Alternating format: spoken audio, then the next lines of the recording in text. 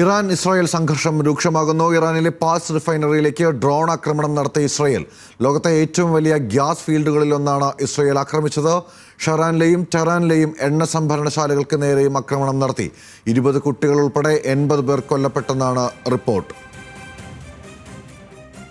വിവരങ്ങളുമായി ഇന്റർനാഷണൽ ഡെസ്കിൽ നിന്നും അഖില രവീന്ദ്രൻ ചേരുന്നുണ്ട്. അഖില, സംഘർഷം വലിയ തരത്തിൽ മാറിക്കഴിഞ്ഞിരിക്കുന്നു. യുദ്ധസമാനമായ സാഹചര്യം ഉടലെടുത്തിരിക്കുന്നു.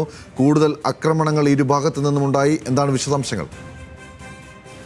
ഗൗതം, പശ്ചിമേഷ്യ ഒരു സംഘർഷ ഭരിതമായ ഘട്ടത്തിലേക്ക് അല്ലെങ്കിൽ ഒരു യുദ്ധഭീതിതമായ ഘട്ടത്തിലേക്ക് കടക്കുന്നു, സമാനമായ ഒരു ഘട്ടത്തിലേക്ക് കടക്കുന്നു എന്നതാണ് ഇന്ന് നമുക്ക് മനസ്സിലാക്കാൻ സാധിക്കുന്നത്. ഇന്നലെ ബെഞ്ചമിൻ നെതന്യാഹു പറഞ്ഞിരുന്നു ഇറാന്റെ ഓരോ ഭാഗങ്ങളും കേന്ദ്രീകരിച്ച് ആക്രമണം നടത്തുമെന്ന്. അത് തെളിയിക്കുന്ന അല്ലെങ്കിൽ അത് വ്യക്തമാക്കുന്ന രീതിയിൽ തൊട്ടടുത്ത് തന്നെ ഇസ്രായേൽ ഇറാന് നേരെ ആക്രമണം നടത്തി. എണ്ണ സംഭരണ കേന്ദ്രങ്ങളിലാണ് പ്രധാനമായും ആക്രമണം നടത്തിയിട്ടുള്ളത്. ഈ ആക്രമണങ്ങളിൽ 80 പേർ കൊല്ലപ്പെട്ടു എന്ന കാര്യമാണ് പറയുന്നത്. ഇരു വിഭാഗങ്ങളിലുമായി 100 പേരെങ്കിലും കൊല്ലപ്പെട്ടിട്ടുണ്ടെന്ന കാര്യവും പുറത്തു വരുന്നുണ്ട്. ഇറാൻ ഇസ്രായേലിന് നേരെയും ആക്രമണം കടുപ്പിച്ചിട്ടുണ്ട്. ഇസ്രായേലിന്റെ ഉത്തരമേഖലയിലാണ് ഇറാൻ ആക്രമണം കടുപ്പിച്ചിട്ടുണ്ടായിരുന്നത്. ഈ ആക്രമണത്തിൽ ചുരുങ്ങിയത് 3 പേരെങ്കിലും കൊല്ലപ്പെട്ടിട്ടുണ്ട്. തകർന്നു വീണ കെട്ടിടാവശിഷ്ടങ്ങൾക്കിടയിൽ ആളുകൾ കുടുങ്ങിക്കിടക്കുന്നതായും വിവരങ്ങളുണ്ട്. ഇങ്ങനെ ഇറാനും ഇസ്രായേലിനെതിരെ ആക്രമണം കടുപ്പിച്ചിട്ടുണ്ട്. ഇരു വിഭാഗങ്ങളും ശക്തമായ ആക്രമണമാണ് പരസ്പരം നടത്തുന്നത്. ഇറാന്റെ എല്ലാ മേഖലയിലും ആക്രമണം കടുപ്പിക്കുമെന്ന് ബെഞ്ചമിൻ നെതന്യാഹു ഇന്നലെ പറഞ്ഞിരുന്നു. ആണവായുധ ഉത്പാദന കേന്ദ്രങ്ങളെ ലക്ഷ്യം വെച്ചിട്ടുള്ളതാണ് ആക്രമണമെന്നും IDF പറഞ്ഞു. ഇറാനിൽ 20 കുട്ടികൾ ഉൾപ്പെടെയാണ് ഈ 80 പേർ കൊല്ലപ്പെട്ടിട്ടുള്ളത് എന്ന കാര്യമാണ് വരുന്നത്. വ്യോമാക്രമണത്തിൽ 20-ലധികം ഇറാനിയൻ സൈന്യവും റവല്യൂഷണറി ഗാർഡ് കമാൻഡർമാരും, അതായത് സൈനിക തലത്തിൽ പ്രതിരോധ തലത്തിൽ വരെ ആക്രമണം കടുപ്പിക്കുകയാണ് ഇസ്രായേൽ പ്രധാനമായും ലക്ഷ്യമിടുന്നത് അത് തന്നെയാണ്. ഇറാനെ ഏറ്റവും വലിയ ആക്രമണം നടത്തിക്കൊണ്ട് അതിന്റെ സായുധ മേഖലയിലും പ്രതിരോധ മേഖലയെയും ഇല്ലാതാക്കിക്കൊണ്ട് ഒരു ആക്രമണം നടത്തുക, അതായത് ആണവായുധ ഭീഷണി കൊണ്ടാണ് ഞങ്ങൾ ഈ ആക്രമണം നടത്തുന്നതെന്ന വാദമാണ് തുടക്കം മുതലേ ഇസ്രായേൽ ഉന്നയിക്കുന്നത്. ആ തരത്തിൽ ആണവായുധ ഉത്പാദന മേഖലകളെയും അങ്ങനെയുള്ള മേഖലകളെയും ആണ് ഇസ്രായേൽ ലക്ഷ്യം വെക്കുന്നത്. അങ്ങനെ ലക്ഷ്യം വെച്ചുകൊണ്ട് ഇറാനെ നിഷ്പ്രഭമാക്കുക, പ്രതിരോധിക്കാനോ പ്രതികാരം നടത്താനോ ഉള്ള ശേഷി ഇറാൻ ഇല്ലാതാക്കുക എന്ന ലക്ഷ്യമാണ് ഇസ്രായേലിനുള്ളത്. ഇസ്രായേൽ ആക്രമണം തുടർന്നാൽ കനത്ത പ്രഹരം നേരിടേണ്ടി വരുമെന്ന് ഇറാൻ റവല്യൂഷണറി ഗാർഡ് കോർപ്സ് പ്രസ്താവനയിലൂടെ വ്യക്തമാക്കിയിട്ടുണ്ട്. ശക്തമായ പ്രതിരോധം ഇറാൻ തീർക്കുമെന്നാണ് ഇറാൻ പ്രതിരോധ മന്ത്രാലയം വ്യക്തമാക്കുന്നത്. ഇസ്രായേലിന്റെ ആക്രമണത്തെ പ്രശംസിച്ച അമേരിക്കൻ പ്രസിഡന്റ് ഡൊണാൾഡ് ട്രംപ് ഇനി ഇറാൻ ഇങ്ങനെ ഒരു പ്രതിരോധ ആക്രമണം അല്ലെങ്കിൽ ആണവായുധ നിർമ്മാണ പ്രവർത്തനങ്ങളുമായി മുന്നോട്ട് പോവുകയാണെങ്കിൽ കനത്ത പ്രഹരം ഇറാൻ നേരിടേണ്ടി വരുമെന്നാണ് ട്രംപ് പറയുന്നത്.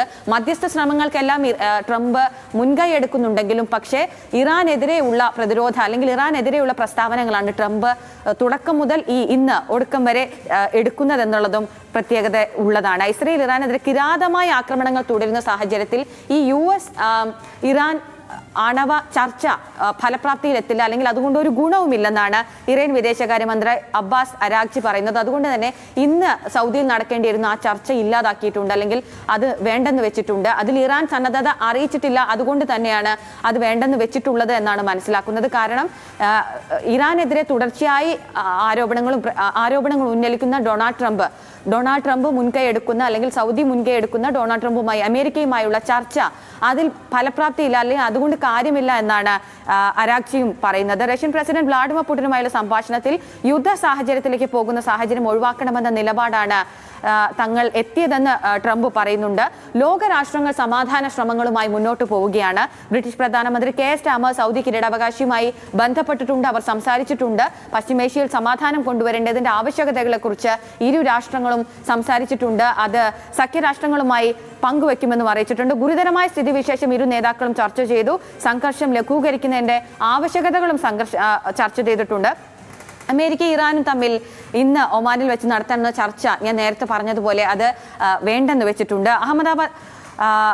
പിന്നെ റഷ്യൻ പ്രസിഡന്റ് ഒന്ന് ഇടപെടുകയാണ്. അതായത് നമുക്കറിയാം, ഒരുപക്ഷെ സമാധാനം കാക്ഷിക്കുക, സമാധാനം തിരികെ കൊണ്ടുവരിക, ഇത്തരം ഇപ്പോൾ ഉണ്ടായിട്ടുള്ള ആക്രമണവും പ്രത്യാക്രമണവും ഒക്കെ ഒരു യുദ്ധത്തിലേക്ക് പോകാതെ തടയുക എന്നത് കഴിഞ്ഞ ദിവസം UN ജനറൽ സെക്രട്ടറി ഉൾപ്പെടെ മുന്നോട്ട് വെച്ചിട്ടുള്ള പ്രധാനപ്പെട്ട ആവശ്യങ്ങളിലൊന്നാണ്. പക്ഷേ അവിടെ ഈ അമേരിക്ക സ്വീകരിക്കുന്ന ഇരട്ട നയം, അല്ലെങ്കിൽ ഒരു വശത്ത് ഇറാനെ വിമർശിക്കുക, മറുവശത്ത് യുദ്ധത്തിൻ്റെ സാഹചര്യത്തിലേക്ക് പോകരുത്, സമാധാനം വേണമെന്ന് പറയുന്ന അമേരിക്കയുടെ ഈ ഇടപെടൽ, ഇത് എത്രത്തോളം എത്രത്തോളം ഫലപ്രാപ്തിയിലേക്ക് എത്തും, ഒപ്പം തന്നെ ഈ ടെഹ്റാനിൽ ഉൾപ്പെടെയുള്ള യുറേനിയൻ സമ്പുഷ്ടീകരണം തടയുന്നതിനപ്പുറത്തേക്ക് ഇറാനെ കടന്നാക്രമിക്കുക എന്നൊരു ലക്ഷ്യത്തിലേക്ക് ഇപ്പോൾ ഈ ആക്രമണത്തിൻ്റെ സ്വഭാവം മാറിയിട്ടുണ്ടോ അഖില? അത് തന്നെയാണ് ട്രംപിൻ്റെ ഈ നിലപാടാണ് ഏറ്റവും പ്രധാനമായിട്ടുള്ളത്. അദ്ദേഹം ഇറാനെതിരെയുള്ള പ്രസ്താവനകൾ നടത്തുന്നു. അതായത് ഇറാൻ ഇനി ഒരു ആക്രമണം നടത്തിക്കഴിഞ്ഞാൽ അതിൻ്റെ പ്രത്യാക്രമണം ഗുരുതരമായിരിക്കുമെന്ന പ്രസ്താവന നടത്തുന്നു. അതേസമയം അതായത് അയൽ രാഷ്ട്രങ്ങളുമായി അന്താരാഷ്ട്ര മറ്റ് രാഷ്ട്രങ്ങളുമായി സമാധാന കരാർ, അതായത് ഇങ്ങനെ ഒരു സ്ഥിതിവിശേഷമുണ്ട്, അത് പരിഹരിക്കാൻ ഇടപെടണമെന്ന കാര്യം അദ്ദേഹം പറയുകയും ചെയ്യുന്നു. അങ്ങനെ ഒരു ഇരട്ടത്താപ്പാണ് ട്രംപ് ഈ കാര്യങ്ങളിലൊക്കെ സ്വീകരിക്കുന്നത്. അതുകൊണ്ട് തന്നെ അതിനോട് യോജിക്കാൻ കഴിയില്ല എന്ന് തന്നെയാണ് ഇറാൻ ഭരണകൂടവും വ്യക്തമാക്കുന്നത്. അതുകൊണ്ട് തന്നെയാണ് ഇന്ന് സൗദിയിൽ നടക്കാനിരുന്ന സമാധാന ചർച്ചകൾ വേണ്ടെന്ന് വയ്ക്കാനുള്ള തീരുമാനത്തിലേക്ക് അവർ എത്തിയതും. എന്തായാലും നിലവിൽ ഇറാൻ അല്ലെങ്കിൽ പശ്ചിമേഷ്യയിൽ യുദ്ധഭീതിതമായ അല്ലെങ്കിൽ യുദ്ധസമാനമായ സാഹചര്യമാണ് നിലനിൽക്കുന്നത്. ഇരു രാഷ്ട്രങ്ങളും തമ്മിൽ പരസ്പരം അല്ലെങ്കിൽ ഇസ്രായേൽ കഠിനമായ രീതിയിലാണ് ഇറാനെ ആക്രമിക്കുന്നത്. ഇറാന്റെ പ്രതിരോധവും നടക്കുന്നു എന്ന് വേണം നമുക്ക് ഈ സാഹചര്യത്തിൽ പറയാൻ. അതുമാത്രമല്ല ഇറാന്റെ ഈ പ്രതിരോധത്തിന് പിന്നാലെ ഇസ്രയേലിന്റെ ആണവായുധ അല്ലെങ്കിൽ പ്രതിരോധ മേഖലയെ കൂടി ലക്ഷ്യമിട്ടുകൊണ്ടായിരിക്കും ഇനി ആക്രമണം എന്നൊരു കാര്യം കൂടി ഇറാൻ വ്യക്തമാക്കുന്നുണ്ട്. ഇസ്രയേലിന്റെ ആക്രമണം എണ്ണപ്പാടങ്ങളും പ്രതിരോധ സംവിധാനങ്ങളും ഇറാന്റെ പ്രതിരോധ സംവിധാനങ്ങളും ലക്ഷ്യമിട്ടാണ് മുന്നോട്ട് പോകുന്നത്. ആണവായുധ ഉത്പാദന കേന്ദ്രങ്ങളെ ലക്ഷ്യം വെച്ചിട്ടുള്ളതാണ് ആക്രമണമെന്നാണ് അവർ വ്യക്തമാക്കുന്നതും. ഇറാനിലെ ഷെഹ്റാൻ എണ്ണപ്പാടം ഇസ്രയേൽ ആക്രമിച്ചിട്ടുണ്ട്. അത് ഇന്നലെ ഇസ്രയേൽ പ്രധാനമന്ത്രി ബെഞ്ചമിൻ നെതന്യാഹു ഇറാന്റെ എല്ലാ കേന്ദ്രങ്ങളിലും ആക്രമണം നടത്തുമെന്ന് വ്യക്തമാക്കിയതിന് പിന്നാലെയായിരുന്നു ഈ ആക്രമണം നടത്തിയത്. എണ്ണപ്പാടങ്ങൾ കേന്ദ്രീകരിച്ചിട്ടുള്ള ആക്രമണം. അങ്ങനെ ഇരു വിഭാഗങ്ങളിലുമുള്ള ആക്രമണങ്ങൾ നൂറുകണക്കിന് ആളുകൾക്കാണ് ഇന്നലെ ഒരു രാത്രി കൊണ്ട് തന്നെ പരിക്കേൽക്കുന്നത്. നിരവധി പേർ ഈ അവശേഷങ്ങൾക്കിടയിൽ അഖില സൂചിപ്പിച്ച പോലെ തന്നെ വലിയ തരത്തിലുള്ള ആക്രമണം നടക്കുകയാണ്. ഇറാനിലേക്കുള്ള ഒരു കടന്നുകയറ്റം എന്ന നിലയിൽ തന്നെ ഈ ആക്രമണത്തിന്റെ സ്വഭാവം മാറുന്നു. മറിച്ച് ഇറാൻ പ്രതിരോധം തീർക്കുന്നുണ്ട്. അതേസമയം ഒരുപക്ഷെ ലോകത്തിലെ ഏറ്റവും വലിയ പ്രതിരോധ സംവിധാനങ്ങളുള്ള ഇസ്രായേലിലേക്ക് തങ്ങളുടെ പ്രത്യാക്രമണം എത്രത്തോളം നടപ്പിലാക്കാൻ കഴിയും എന്നത് ഉൾപ്പെടെയുള്ള കാര്യങ്ങൾ നിലനിൽക്കുന്നുണ്ട്. എന്തൊക്കെ തന്നെയായാലും ഇരു വിഭാഗവും തമ്മിലുള്ള ഈ പ്രത്യാക്രമണങ്ങൾ യുദ്ധത്തിലേക്ക് പോകാതെ തടയുക എന്നതാണ് ഏറ്റവും പ്രധാനപ്പെട്ട കാര്യം. ലോകം ഒരു യുദ്ധം ആഗ്രഹിക്കുന്നില്ല, ഒരു മനുഷ്യനും യുദ്ധം ആഗ്രഹിക്കുന്നില്ല. അതുകൊണ്ട് തന്നെ ഇപ്പോഴുണ്ടായ സംഘർഷം എത്രയും പെട്ടെന്ന് അയവ് വരുത്തി സമാധാന ചർച്ചകളിലേക്ക് കടക്കാനുള്ള ശ്രമങ്ങൾ പുരോഗമിക്കേണ്ടതുണ്ട്. അതുമായി ബന്ധപ്പെട്ടുള്ള പ്രതികരണങ്ങൾ ഒരുപക്ഷെ അടുത്ത മണിക്കൂറുകളിൽ ലോകരാഷ്ട്ര തലവന്മാരുടെ ഭാഗത്തു നിന്നുണ്ടായേക്കും. കൊല്ലപ്പെട്ട മനുഷ്യരുടെ ജീവനാണ് ഏറ്റവും പ്രധാനപ്പെട്ടത്. അതിനപ്പുറത്തേക്ക് യുദ്ധം ഒരു തരത്തിലുള്ള നന്മയും ഒരു കാലത്തും ചെയ്തിട്ടില്ല എന്നുള്ള ചരിത്രം മനുഷ്യർ ഓർക്കുമെന്ന് നമുക്ക് പ്രതീക്ഷിക്കാം. ഇന്റർനാഷണൽ ഡെസ്കിൽ നിന്നും അഖില രവീന്ദ്രനാണ് ഇപ്പോൾ വിവരങ്ങൾ നൽകിയത്.